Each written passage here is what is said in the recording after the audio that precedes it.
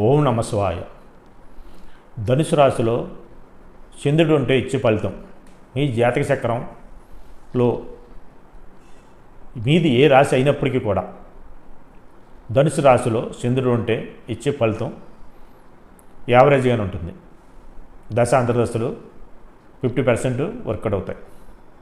అలాగే కుజుడు కలిసి ఉంటే కనుక ధనుసు రాశిలో చంద్రుడితోటి కుజ మహాదశ అంతర్దశ బ్రహ్మాండంగా యోగిస్తాయి. అందులో ఏ విధంగా సందేహం లేదు. బుధుడు ఉంటే కనుక బుధుడు పెద్దగా యోగాన్ని ఇవ్వలేడు. దశ అంతర్దశ సామాన్యంగానే అవుతుంది, అది 50%. అదే గురువు ఉంటే కనుక గురు మహాదశ అంతర్దశ బ్రహ్మాండంగా యోగిస్తాయి. గురుడు స్వక్షేత్రంలో ఉన్నటువంటి ఫలితాన్ని మాత్రం ఖచ్చితంగా ఇస్తాడు. ధనుసు రాశి గురుడికి స్వక్షేత్రం.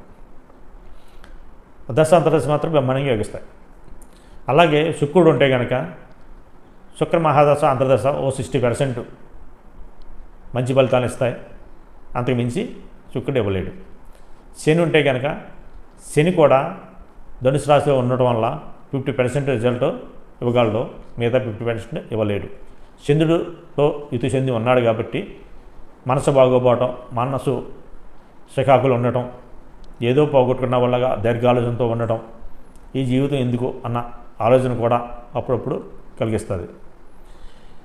అదే రాహుతో కలిసి ఉంటే కనుక రాహు మహాదశ అంతర్దశ మాత్రం 25% కలిసి వస్తుంది, పెద్దగా కలుస్తుంది.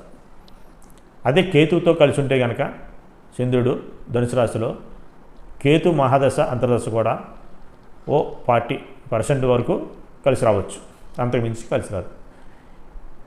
ఇప్పుడు నేను చెప్పిన కాంబినేషన్స్ మీ జాతక చక్రంలో ధనుసు రాశిలో గనక ఉంటే కనుక మీది ఏ రాశి అయినప్పటికీ కూడా చంద్రుడు సింగిల్గా ఉంటే కనుక ఇచ్చే ఫలితం విన్నారు.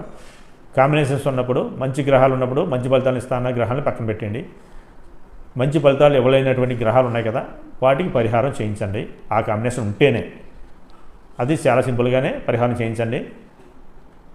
నష్టం జరగకుండా నివారించడానికి ఆ పరిహారం తోడ్పాటు ఇస్తుంది. పరిహారం చేయించి శుభ ఫలితాన్ని పొందండి. శుభం.